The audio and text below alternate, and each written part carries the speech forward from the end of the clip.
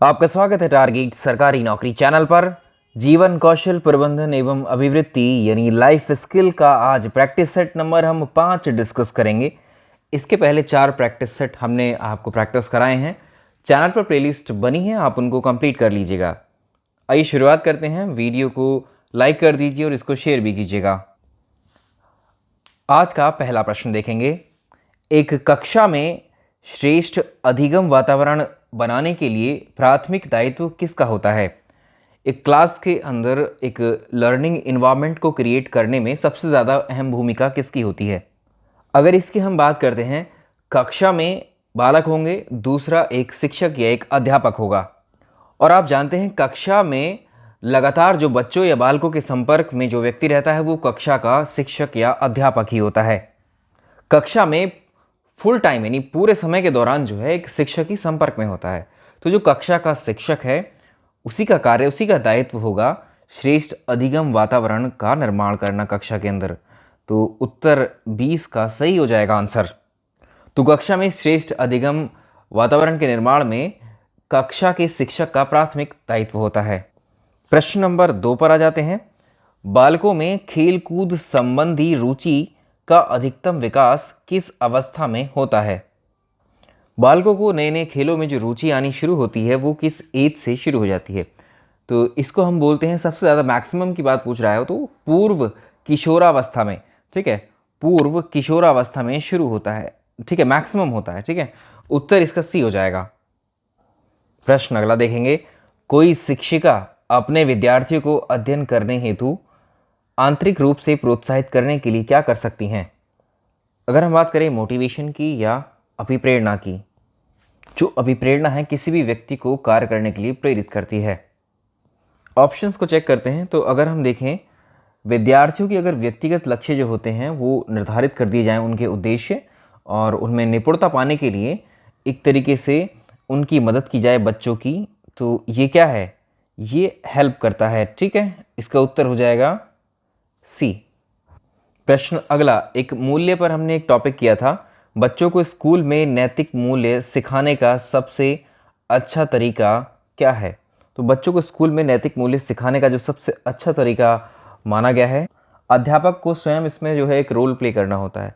तो अध्यापक स्वयं उनके सामने एक अच्छा आदर्श, एक आइडियल बन करके अपने आप को पेश करे, ताकि बच्चे उसके उन मूल्यों, उस अध्यापक के मूल्यों से या उसके व्यवहार से, ठीक है, या उसके अनुशासन से बच्चे प्रभावित हों। ठीक, और जब प्रभावित होंगे तो बच्चे जाहिर है कि उसको अपनाएंगे, है ना। तो उनके सामने, बच्चों के सामने अध्यापक स्वयं अच्छे आदर्श प्रस्तुत करें। ठीक, तो इसका उत्तर हो जाएगा ऑप्शन ए, ठीक आंसर। किसी भी कार्य को करने के लिए आवश्यक है कि उस व्यक्ति के अंदर क्या होना ज़रूरी है? उसका मृदुभाषी और व्यवहार कुशल होना ज़रूरी है, दृढ़ संकल्पी आत्मविश्वासी होना ज़रूरी है, उसको धनी और सुविधा से संपन्न होना ज़रूरी है, शांत स्वभाव का निडर होना ज़रूरी है। कोई भी कार्य करना है और उसमें आपको सफलता चाहिए, ठीक है, और किसी भी कार्य को करने के लिए सबसे पहले तो आपको दृढ़ संकल्प लेना होता है। ठीक है, आत्मविश्वास से भरपूर होना पड़ता है। ठीक है, ये है उत्तर बी। प्रश्न अगला देखेंगे। बच्चे तब सर्वाधिक सृजनशील होते हैं जब वे इनमें से कौन सी गतिविधि में भाग लेते हैं? जब शिक्षक उनको डांट लगाता है कक्षा में तब वो एक्टिविटीज़ में पार्टिसिपेट करते हैं? नहीं होगा। दूसरों के सामने अच्छा करने के दबाव में आकर वो एक्टिविटीज़ में पार्टिसिपेट करें तब? गलत। जब बच्चे अपनी रुचि से, ठीक है, उनको खुद अगर रुचि है और तब वो पार्टिसिपेट करते हैं तब ज़्यादा वो सृजनशील बनते हैं बच्चे। ठीक है, ये इसका उत्तर सी हो जाएगा। शिक्षक के अधिकारों की रक्षा के संबंध में आपके विचार में इनमें से क्या होना चाहिए? इनमें से 4 ऑप्शंस में से जो बेहतर ऑप्शन होगा, शिक्षक के जो फेवर में जाएगा, ठीक है, वही आपको चुनना है। अगर आप शिक्षक होंगे तो आप किस तरह की उम्मीद करेंगे किसी से? तो शिक्षकों के अधिकारों की रक्षा कौन करेगा भाई? क्या शिक्षकों की कोई यूनियन होती है वो उनकी हेल्प करेगी? ठीक, तो ऐसा तो नहीं है। शिक्षकों के अधिकारों का सम्मान हमेशा से होता रहा है, ये बात सही है, लेकिन रक्षा की बात चल रही है यहाँ पर। ठीक है, तो एक कॉज होना चाहिए जो प्रोटेक्ट, एक तरीके से क्या करे, डिफेंड करे शिक्षकों के जो अधिकार हैं उनको। हम जानते हैं समाज में शिक्षक को विशेष स्थान प्राप्त होता है, ठीक, और उसे राष्ट्र निर्माता भी कहा जाता है। तो शिक्षक के अधिकारों की रक्षा उस समाज की होती है। ठीक है, शिक्षक के अधिकारों की रक्षा समाज की जिम्मेदारी। इन ऑप्शंस में से बेहतर ऑप्शन हम यही चुन लेंगे। प्रश्न अगला, निम्नलिखित में से कौन छात्रों में लोकतांत्रिक मूल्यों की स्थापना करता है? किताबें करती हैं, प्रार्थना में जब सुबह को स्कूल में खड़े होते हैं प्लेग्राउंड में, तो ये है, वार्षिक उत्सव होते हैं तब, या खेल का मैदान। लोकतांत्रिक मूल्यों की अगर हम बात करते हैं, लोकतंत्र में क्या क्या चीज़ें मिलती हैं? ठीक है, जैसे स्वतंत्रता है, भाईचारा है, समानता है ना, इस तरह की चीज़ें, एकता है, अखंडता है, इस तरह की चीज़ों को हम कह सकते हैं। अगर हम बात कर रहे हैं यहाँ पर लोकतांत्रिक मूल्य की स्थापना एक बच्चे में किस तरह से की जा सकती है, तो छात्रों के अंदर लोकतांत्रिक मूल्यों की स्थापना करने का जो सबसे बेस्ट मेथड माना जा सकता है वो है सामूहिक रूप से जो ग्रुप में स्पोर्ट्स एक्टिविटीज़ करवाई जाती हैं, या खेलों का आयोजन कराया जाता है, यानी खेल के मैदान। ठीक, क्योंकि जब सामूहिक रूप से खेलों का आयोजन करवाया जाता है तो उसमें टीम वगैरह बनाई जाती हैं, तो टीम अगर खेल रही है, अच्छा प्रदर्शन करेगी, तो सामूहिक रूप से अच्छा प्रदर्शन करती है, यानी एकता की भावना को उसमें जो है डेवलप किया जा सकता है, यूनिटी। कक्षा में अधिक जोर निम्नलिखित में से किस बात पर दिया जाना चाहिए? संपूर्ण कक्षा, जितने भी बच्चे होंगे कक्षा में, ठीक है, सभी की आवश्यकताओं यानी प्रॉब्लम्स यानी समस्याओं की पूर्ति होनी चाहिए। ठीक है, ये इसका उत्तर सही रहेगा। शिक्षण पर रहेगा तो, लेकिन दूसरी तरफ बच्चे हैं, बट अगर चाइल्ड सेंटर्ड बनना है तो इसको आपको फॉलो करना पड़ेगा। छात्रों की रुचियों एवं आवश्यकताओं की पूर्ति के संदर्भ में पाठ्यपुस्तकों का चयन किसके द्वारा किया जाता है? तो ये किया जाता है पाठ्यपुस्तक समिति के द्वारा। उत्तर ए हो जाएगा। नेता को अपने समूह के बारे में किन निश्चित उद्देश्यों का ज्ञान होना चाहिए? भाई नेता है, नेता मतलब यहाँ लीडरशिप क्वालिटी की बात चल रही है, तो लीडरशिप क्वालिटी बिल्डअप की जाएगी, जैसे समूह बना दिए जाते हैं और समूह का कोई एक हेड बना दिया। ठीक है, तो एक ग्रुप जब हम फॉर्म करते हैं बच्चों का या किसी संस्थान का, तो उसमें क्या मोटो होता है, उद्देश्य, किसी न किसी पर्पस के तहत ही जो है ये ग्रुप्स बनाए जाते हैं। ठीक है, तो हम कह सकते हैं कि जो लीडर है वो अपने समूह के बारे में किन उद्देश्यों का ज्ञान उसको होना चाहिए, समूह का लक्ष्य क्या है, वो ग्रुप जो बनाया गया है वो किस पर्पस के लिए बनाया गया है। ठीक है, ये इसका उत्तर ठीक हो जाएगा। इसका उत्तर क्या होगा? सी। बच्चों में स्व अनुशासन की भावना किस प्रकार से पैदा की जा सकती है? बच्चों के अंदर स्व अनुशासन की भावना किस तरह से जनरेट की जा सकती है? उन्हें कठोर अनुशासन में रखकर, अगर कठोर रखेंगे तो ज़बरदस्ती होगी, बच्चे हो सकता है इसमें हीन भावना आने लगे, आपसे ईर्ष्या भी कर सकता है बच्चा। ठीक, दूसरे ऑप्शन की अगर हम बात करें, बच्चों में अगर जो स्व अनुशासन है इसकी भावना, मान लिया बच्चों को कोई एक्टिविटी सौंप दी, कोई कार्य सौंप दिया, कोई जिम्मेदारी दे दी, ठीक है, तो जिम्मेदारी को जो है दे करके ये भावना विकसित की जा सकती है अनुशासन की। ठीक है, उत्तर बी। अनुशासनहीनता, अनुशासनहीनता पर उन्हें दंड देकर ये नहीं होगा। अनुशासन में रखने के लाभ बताकर ये भी नहीं होगा। कक्षा में छात्र छात्राओं का ध्यान विकसित करने के लिए आप क्या करेंगे? छात्र छात्राओं में जिज्ञासा का विकास करेंगे। तो जिज्ञासा क्या होती है? क्यूरियोसिटी, किसी भी कार्य को सीखने की पहली सीढ़ी इसी को माना जाता है। अगर जिज्ञासा बच्चों में आपने पैदा कर दी, ठीक, तो बच्चों का ध्यान आप ज़्यादा आकर्षित कर पाएंगे शिक्षा की तरफ। तो छात्र छात्राओं में अगर जिज्ञासा का विकास किया जाए तो बच्चों को कहानियाँ सुनाकर ये नहीं होगा। ठीक प्रकार से भाषण तैयार करेंगे, ये भी नहीं। कक्षा में ज़ोर से बोलेंगे, नहीं। एक विद्यालय संरक्षक के रूप में किस योग्यता का होना अनिवार्य होता है? उसका संबंध राजनीतिक दल से हो, ऐसा तो नहीं होगा।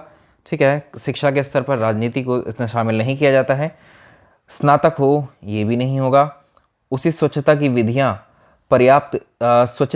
की पर्याप्त योग्यता ना हो। देखो, ऑप्शंस ऐसे डिज़ाइन किए जाते हैं इस तरह के, जो मतलब अप्लाइड टाइप के जो आपको सब्जेक्ट्स होते हैं, उसमें आपको ज़्यादा अच्छे ऑप्शन पे पहुंचना होता है। उसे विद्यालय के अनेक प्रकार की जो कार्य हैं उसकी देखभाल करने की दक्षता हो, क्षमता हो। उत्तर डी इसका सही हो जाएगा। चलो, ये बहुत अच्छा प्रश्न है, दंड पर आधारित है। दंड का अपेक्षित प्रभाव कब पड़ता है? मतलब आपने किसी को पनिशमेंट दिया बच्चे को, ठीक है, वो पनिशमेंट जो है कब उसका जो है आउटकम्स अच्छे बेहतर आएंगे। ठीक है, अगर आपने दंडित किया है किसी बच्चे को तो उसका प्रभाव आपको दो तरह से देखने को मिल सकता है। एक तो बच्चा सुधर जाएगा, या दूसरा वो और ज़्यादा ईर्ष्या करने लगेगा आपसे। ठीक है, तो आपको बुरा समझेगा, तो वो अपराध करने वाले को शारीरिक पीड़ा पहुंचाए, यानी बच्चे ने कोई अपराध कर दिया, उसको शारीरिक पीड़ा दी जाएगी तभी ज़्यादा प्रभावी होगा दंड है, तभी बच्चे समझ पाएंगे कि क्यों दंड दिया जा रहा है। गलत है ये बात। वो ऐसा हो कि सभी छात्र उसे हमेशा याद रखें, ये बदले की भावना हो गई, इसमें बदले की भावना से दिया गया दंड की बात कर रहा है। उसके पीछे छात्र को सुधारने की भावना हो, ये बात ठीक है। दंड इस प्रकार से देना चाहिए कि वो सुधारात्मक होनी चाहिए बच्चे में, यही उद्देश्य होता है कक्षाओं में दंड के प्रावधान रखने का। दंड छात्र अपने अपराध के लिए अपमानित महसूस करें, ये बात गलत है। प्रश्न अगला देखें, एक अध्यापक का सबसे बड़ा शत्रु कौन हो सकता है इसमें से? उसका प्रधानाचार्य, उसे धन का लोभ, या उसका उद्दंड छात्र, या एक टीचर के अंदर अगर आप बात कर सकें, भाई छात्र तो कभी उसका मतलब शत्रु नहीं हो सकता, अगर बालक कोई चुलबुला किस्म का भी है, ठीक है, तो उसको भी उसका अध्यापक का ये दायित्व है कि उसको सुधारा जाए, ठीक है। प्रधानाचार्य से भी ज़्यादा संपर्क नहीं होता है शिक्षक का, कक्षा में बालकों के साथ ज़्यादा होता है। तो अगर उसके अंदर अहंकार है, एक शिक्षक के अंदर, उसका अहंकार जो उसके अंदर गुणात्मक सुधार आने नहीं देता है, तो कार्यक्रमों को बेहतर बनाने की एक सेकेंड, तो इसका उत्तर हम करेंगे उसका अहंकार जो है, अगर टीचर अहंकारी है तो उसके अंदर गुणात्मक सुधार तो कभी नहीं आने देता है, ठीक है।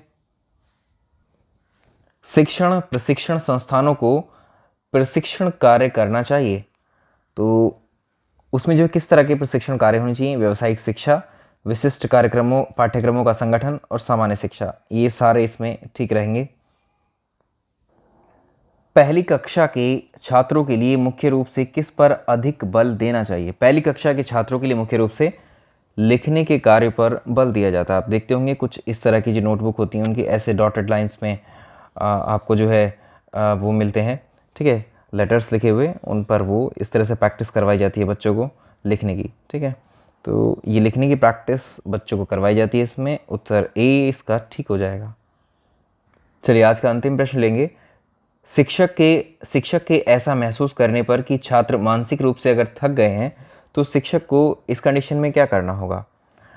तो ऐसी कंडीशन में छात्र को पुरस्कार का लालच देगा एक टीचर, ये बात गलत है। मानसिक रूप से अगर बच्चे थक गए, बोर हो रहे हैं कक्षा में, तो निरंतर अपना कार्य करवाते रहना चाहिए, नहीं पहले की अपेक्षा कम काम करवाना चाहिए, ऐसा भी नहीं, लेकिन छात्र को अलग अलग तरह की जो है गतिविधियों में शामिल करना चाहिए। उत्तर डी इसका सही आंसर हो जाएगा।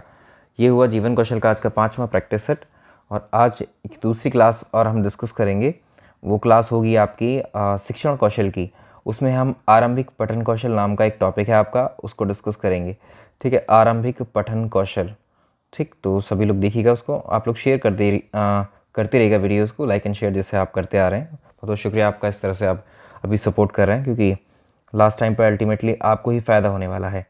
जब ये परीक्षा आएगी ना, तो आपको ये बहुत आसान हो जाएगा सिलेबस आपके लिए, तो इतना ज़्यादा डिफ़िकल्ट लगने वाला नहीं होगा। चलिए इस वीडियो में इतना ही रखते हैं। Thank you so much.